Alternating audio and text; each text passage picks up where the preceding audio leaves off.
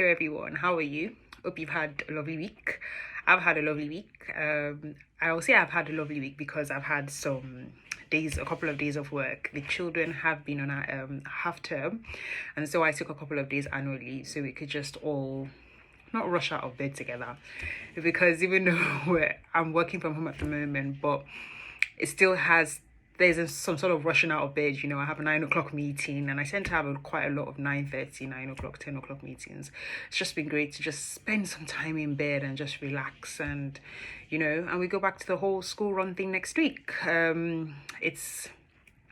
It's a very strange time. We don't know what's going to happen in the UK again. There's been, there are rumors of a second lockdown. Hopefully not. But let's see how it goes, and let's just pray that all things work for our good, and, we're just okay. So I'm going to do what I normally do at the end of every month / the beginning of every month, which is to do a recap of all of the books I read in the previous month. So this is my October in books. And when I say my October in books, it doesn't necessarily mean that all of the books in this pile are all books that I read for the first time. So in October, I had 2 books that I'd read before that I reread, but I reread with a group of people. So I'll just quickly go through the books that I read for the first time, the new books, and then I'll talk about the books that I reread. So the first one is Nice Girls Still Don't Get the Corner Office by Louis P. Frankel. It's a book that I read with one of the book clubs that I coordinate, the Chapters Book Club. And this was a book that we read in addition to going through a career boot camp. And it's a community of ladies, a career mentoring / coaching program. And this was one of the books that we read. And it's a really good manual about some of the mistakes that women make working in the corporate environment, and not necessarily corporate environment, but just in the business world generally. And so some of those mistakes can actually also be pertinent if you run your own business. So it's a really good book, and I think it's one that we've all learned a lot from, because the good thing about it is that it also had like actionable steps. So you had coaching tips and things that you can actually do to address some of those things that the author mentioned. So it's a really good one. I also read, and that's the book I'm going to be reviewing slightly when I finish now, While You Wait by Felix Okpeyemi Adejimo. And Felix, Pastor Felix, that he's called, or PFA like he's called, is a very good mentor, or one of the board of trustees in my church. And this book is about some of the things that we can do while we're waiting, and it talks about time. And I talk about time a lot on this page, and I'll read my thoughts on this book when I finish talking about the other books. The third book that I read, and I haven't finished so technically it's also a November read as well, is Agile for Everybody by Matthew May. And it's a book that I'm reading because I kind of like once in a while to put in books for my continuous professional development, to talk about my professional skills, and just to read about things that are happening within the industry that I work in. So I haven't finished it, so like I said, technically it's also going to be November books. I'm probably going to finish it in November because I know I can't finish it before October ends. This is one of this. So when I said those are the books, so technically I read 2.5 books, or finished 2 and read half of 1. But this is a reread, and I didn't actually read it again. I listened to the audio book of it because I've read it before. But this is a book that I read with my colleagues for Black History Month. So October is Black History Month in the UK, and as part of the celebrations in my organization, we said we would read a book celebrating Black history and the Black experience in Britain.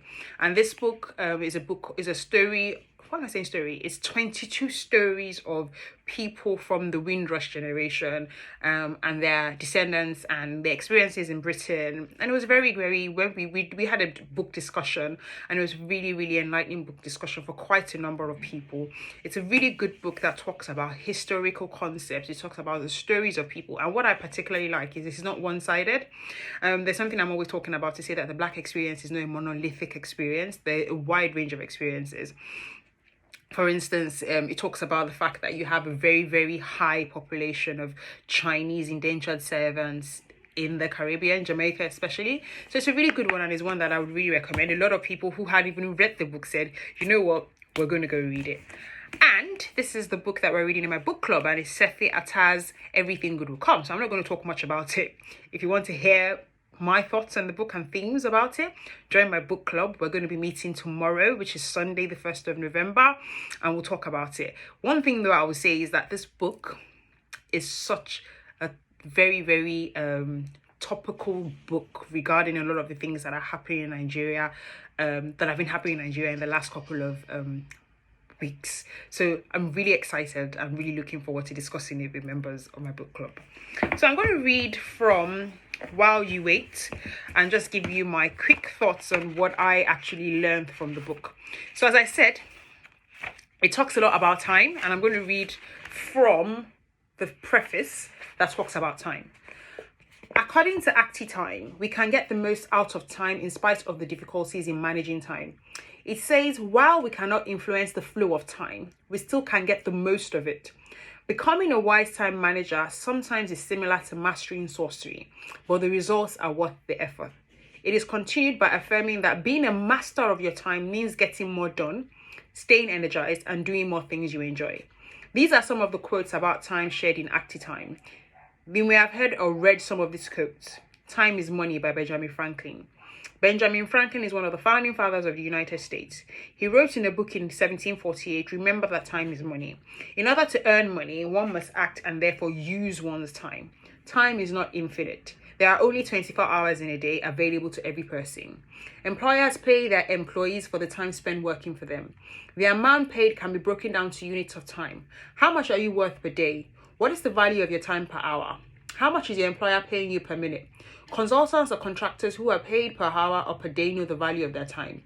It is therefore easy to calculate how much money is wasted while you idle away watching your favorite TV program or time spent on social media. Time waits for no one. Folklore. Time is no respecter of persons. No matter how rich or spiritual you are, time will not wait for you. The processes of nature will continue no matter how much you might like them to stop. The sun will rise at a certain time and set at another time. Apart from the supernatural stopping of the sun and the moon by Joshua in the Bible, time waits for no one. Better 3 hours too soon than a minute too late, William Shakespeare. The above quote by William Shakespeare, an English poet, player, writer, and actor, underscores the importance of doing things at the right time.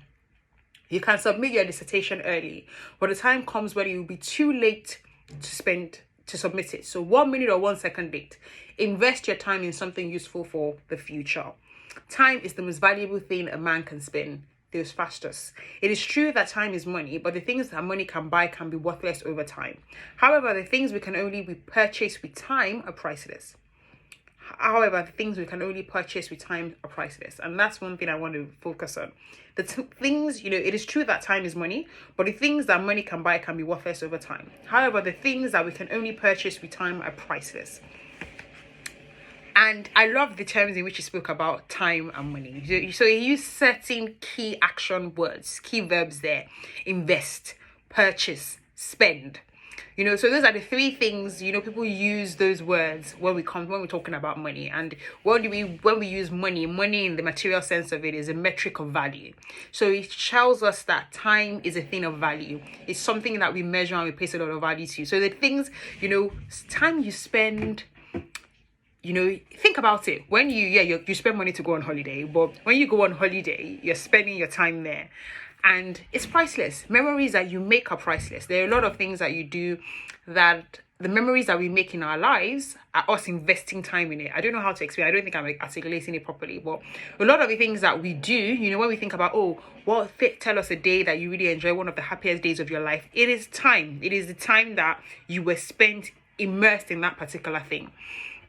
And one of the key drivers that he was talking about in this book was how, even though we're waiting to go to transition to another season or to another stage of life, and we're waiting, there are things you can do while you're waiting. And I said the name of the book is While You Are Waiting, Do Something While You Wait. So do something.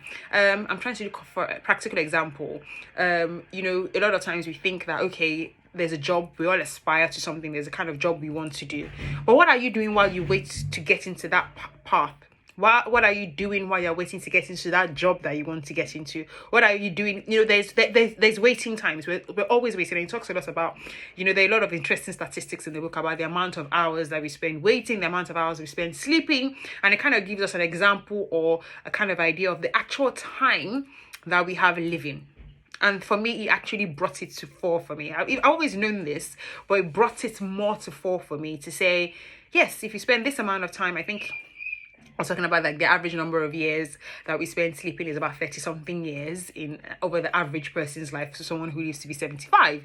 So, and then you spend time waiting for stuff, and then the actual time that we spend living is quite limited. So what are we doing with that time? What are we doing while we're waiting? Are we spending a lot of time saying, okay, when this happens, then I will do this? What can we do while we're waiting?